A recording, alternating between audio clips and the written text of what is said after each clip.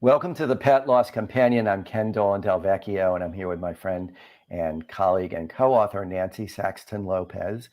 And this is a broadcast that we do live every Thursday evening at 6 p.m. Eastern Time, and then it's available on YouTube and on Facebook for replay. It's also available on a number of podcast outlets. So please send us any comments or questions you may have, because we like very much to respond to them during the broadcast, and they often shape the subjects that we deliver.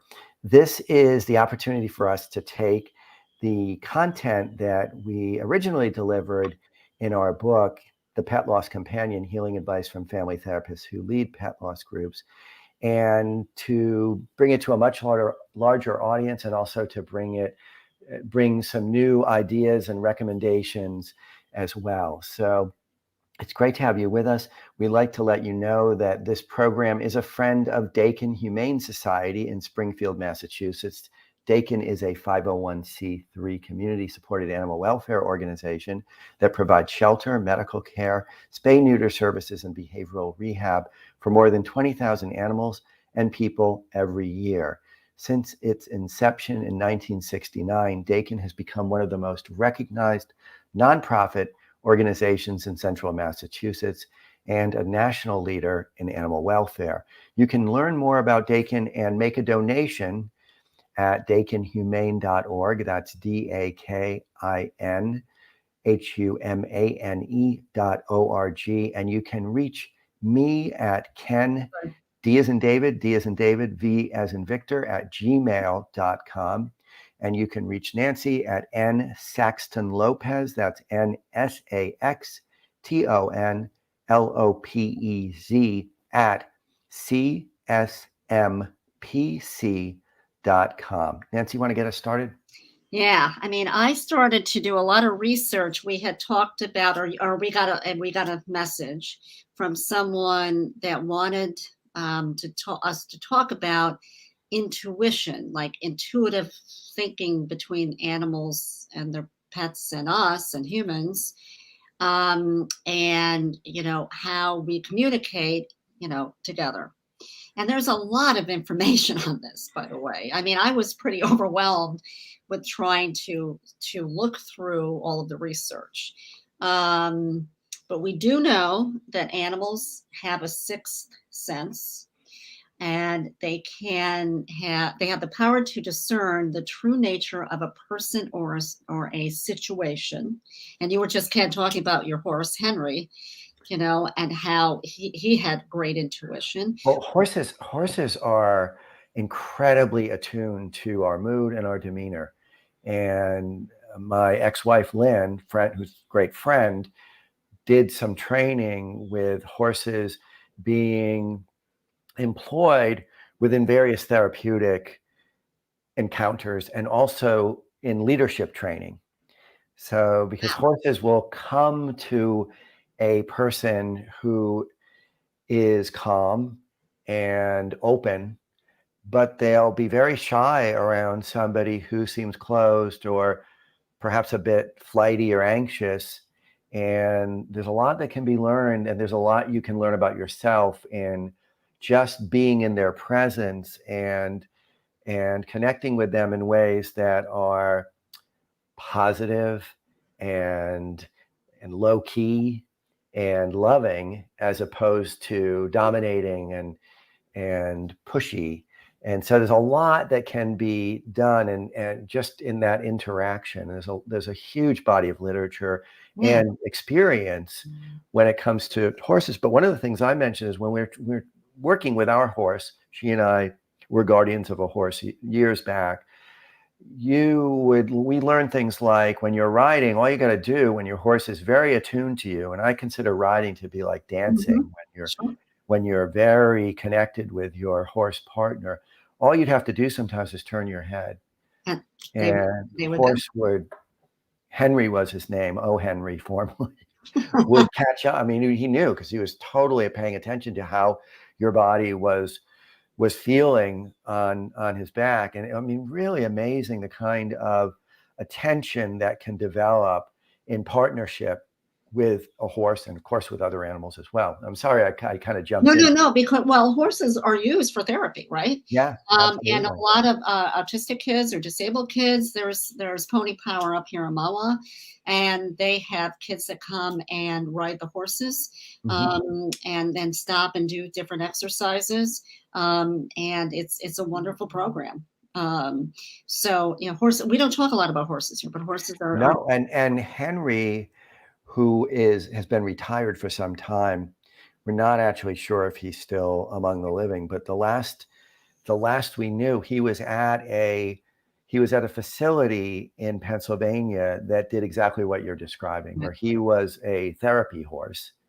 And so his job was to assist in healing children who had all sorts of behavioral and emotional difficulties. Right. And a lot of times, I mean, I have people that I know that I went to UT with that, you know, had horses growing up, and they really connected to them, and they were very comforting and soothing, Wow. and you know, because they were going through a lot of trauma in their life, right? Yeah. So I mean, it's good to talk about horses once in a while, because we don't usually. We have a lot of dogs and cats here, and of course there are many other animals that people love. It could be a iguana, right? It could be, you know, a gecko. I mean, it could be a bird, right? So, but animals do rely very heavily on intuition. And the issue for us is, because that's all they rely on, the issue for humans is that we really more rely on our cognitive abilities. So when we have those gut reactions, sometimes we don't take heed to those. You know, Well, we'll think about it first as opposed to reacting to our gut. and when you say intuition, you're talking about that kind of gut knowledge, right? Like Exactly. taking in all kinds of information that you don't even know you're taking in, but you're taking it in through an emotional awareness, Yes. right? And so the intuition, the way I think about it is, it's taking in all this information that helps you know without actually thinking about it. That's right. It just becomes, as you said, kind of a gut awareness. And we can develop that more by Yeah. using all of our senses and really paying attention to those senses, as opposed to, you know, just thinking about something. Because people who have developed their own intuition can form a real bond with an animal, and that involves the transmission of feelings, intentions, thoughts, mental images, emotions, sensations, and pure knowing, which then that is such a connection, right? I mean, we're connected, all of us are connected to our animals, but we can actually be more attuned with them. They're attuned to us.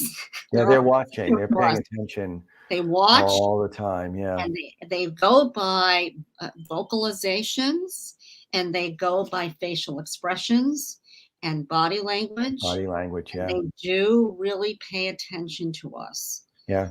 And this is what happens is, you know, doing some of this research and talking to you about it, is you just said that Abigail came over to you after Isabel died because you were upset, and actually put her paw. But Abigail was a very empathic soul. She would go to the other dogs if they were feeling sad. I mean, she would go and put her paw on them, and she would do that. And if you were having a bad day, she was really attuned to that, and she would kind of nestle up to you and look at you with great concern. And I think many pets are that way. They're really paying attention. They're emotionally open in ways that we are often not so open.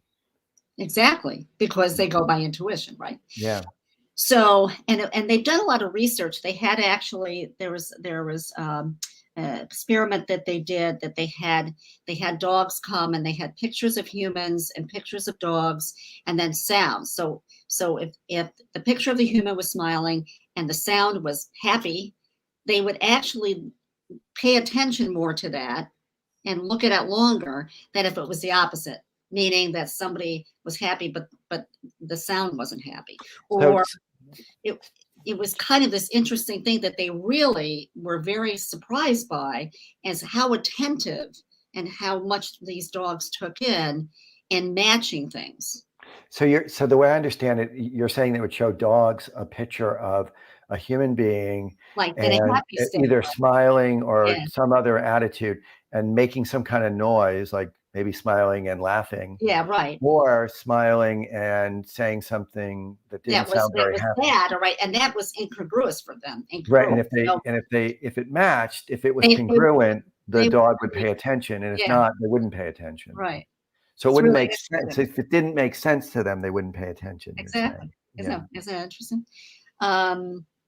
But they're very aware of their surroundings, and they know what their humans are feeling.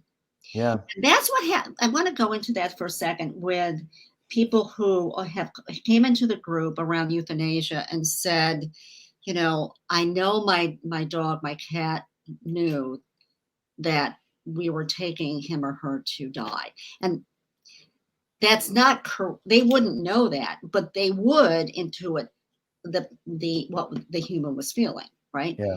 The stress level or the sadness or the anxiety. That's what they would intuit. Sure. Yeah, because they're resonating with your feeling. I mean, just to extrapolate a little bit, it's a little bit of a digression, but in any relationship in which there is one party that has a lot more power than the other one, the one with less power generally is going to pay a lot of attention to how that other person is feeling, because it's important to their well-being to know. So it's kind of like when you work for when you have a boss, you tend to pay attention to what their mood is like and how they're conducting themselves. Of course, that makes sense. Because you need to be aware of that in order to deal with them. And so it's just a dynamic that's common across all kinds of relationships. It certainly makes sense that animals would be very attuned to us because they depend on us for everything. Yes, of course, they're terribly dependent. Yeah, so there's a big power difference, which we need to be really conscious of all the time and make sure that we exercise our power as love and care and not domination. Very well said. Thank you. So, and it's interesting because I think people know this, and dogs have been trained to some of this, but they can intuit earthquakes, storms way before they happen. Yeah. Illness, they can sniff out different illnesses and seizures if someone's going into labor, and they know that before maybe even the person knows. Well, yeah, there are dogs who are employed for that. Yes, for those reasons. Right? To pay attention if person's potentially going to have a seizure. I think also if they're nearing the point where they're maybe in diabetic crisis. A diabetic crisis like or PTSD, if they're going to have some kind of episode. Yeah. And they can be very easily trained, to do that, but there were some really interesting stories. There was I think it was a website, Bustle, and it talked about some examples, which was really interesting. And in this case, we can talk about this a little bit. A person, a human, a pet parrot, had a cat that started to lick the bricks around their fireplace.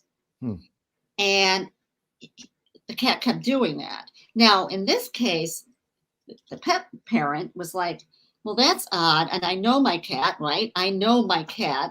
I know what he's like. I know what he does. This is odd. And so, and some people wouldn't pay any attention to that, right? But he did. And he took the cat to a vet, and he had an autoimmune disease. So that was just a way of saying he needed help? Is that the... Well, I think it was he was doing, in this case, I think it was the human was really intuitive to what the cat was doing because it was different. Yeah. It was different. It was distressing in some level. Right. Yeah. And I think a lot of us, in fact, people say all the time, if you go to veterinarians, and I did an internship at an ER specialty vet for a while, and they'll come in and say, I know my cat, or I know my dog. Yeah. I know what's wrong. And other people, well, really, what's going on with that person or with the cat or the dog? and they will be adamant, that, listen, I know, I live with this animal. I know what's going on with them, which I think is our intuition for them, right? Yeah, we should be paying. Yeah, we should be paying attention. I just want to also give a shout out to Lily, who is with us and giving a number of comments and saying this is good information and interesting. Thank So you. nice to have you with us, Lily. The other one, a pet parent saw a very old sick dog. This was, I think it was actually more of a teenager or young adult, and the dog had been very sick. And the dog came into his room in the middle of the night. He was stressed and he was panting, and the person said he had a weird look. So he laid down with him on the floor and told him and stroked him and pet him and hugged him and said, "It's okay to go." And he Mhm. died. Mhm. And so the dog came in to see him, wanted to be with him as he was dying, and he picked up on this weird look that Yeah, the dog had. yeah, That was an interesting one. powerful. Yeah. Now this one is really good too. There was a cat that was owned by a family, and this is from the neighbors had sent the story. Cat was owned by a family, and the cat was very close to the grandfather of this family. And at sometime, down the road, the family had to move, right? So, but they couldn't take the cat, so they gave the cat to the neighbors. Okay. So 8 years went by, and all of a sudden one day the cat went into a deep depression, and he just wasn't really, happy, and he wasn't really eating, and he was just kind of moping around. And a few days later, they found out that the grandfather had died,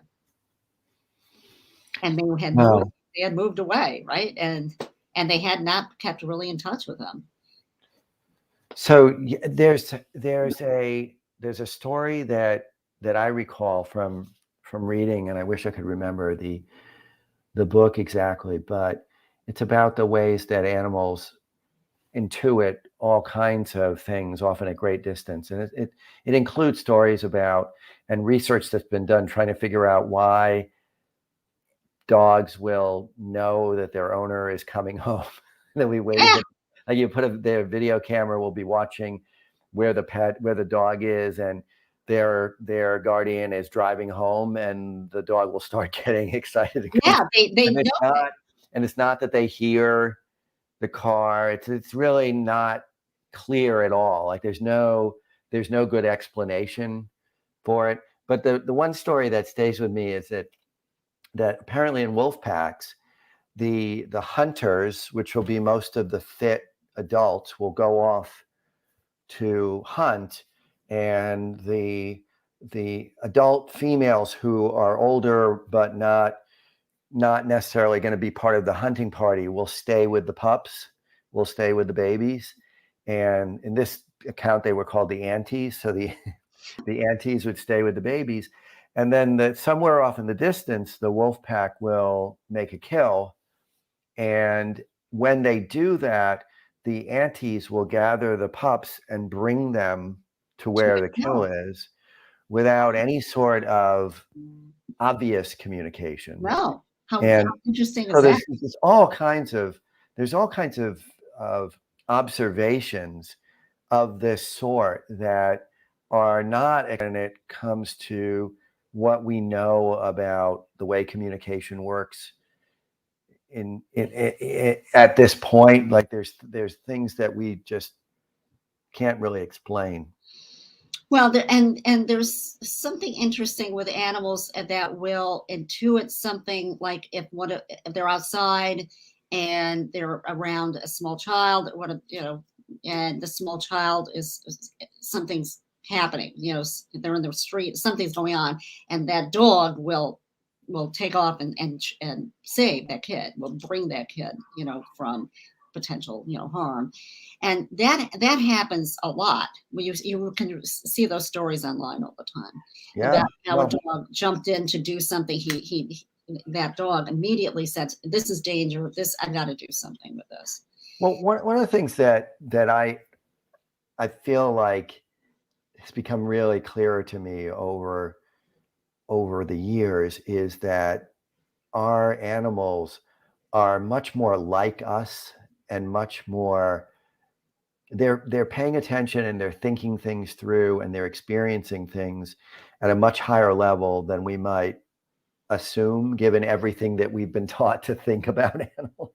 We've been kind of taught to think that they're basically much less cognitively. Well, yeah, they don't They're have all not that they're stuff not in their thinking, head. they're almost, the when you're when I was in college, we were essentially taught that animals were almost like machines.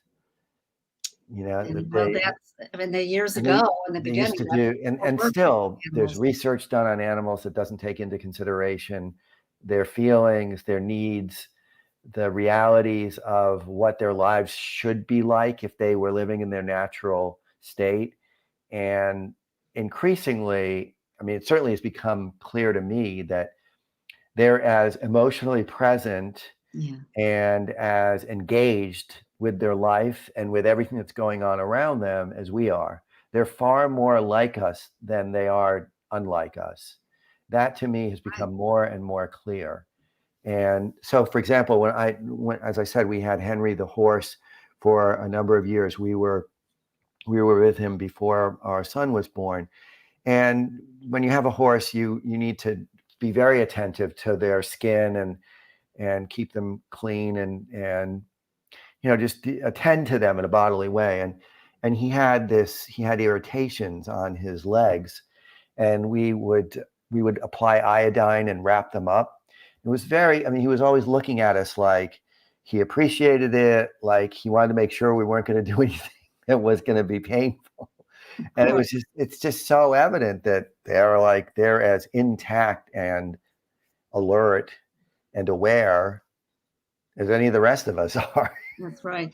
And yet so many people, well, of course, there's a group of people that in the world that just don't love animals, right? Or they're not interested in them. And there are people that are okay with them and they like them and they even love them. But there's a really specific group like us, I think, that really consider our animals to be family members, and a lot of times they're children. So and that's where we get a lot of that intuition, between them and us. And part of that is they also talk to us, or they give us messages. And there was quite a few things in some of this literature about a cat who was very sick, and she jumped onto her pet parent's bed, which she had not been able to do because she was elderly. And they cuddled prior to the vet appointment they had that day, of which she did not come home from. She was euthanized. So there was these messages, and I want to go back to it still really resonates with me. When Molly died, I think she sent me a sign, and we had talked about this on the show, and I talked about that with you, because in very early morning when I got up, there was a bright light on the floor. It was through the window. The window panes were outlined. It was bright white. I've never seen that. Had 20 some years. I've never seen it since. And I think that was her message to me, that I'm leaving. I'm saying goodbye.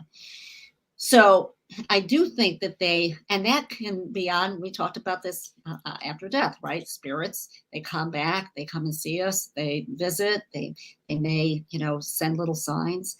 And that's another part of this. They're connected to us in spirit.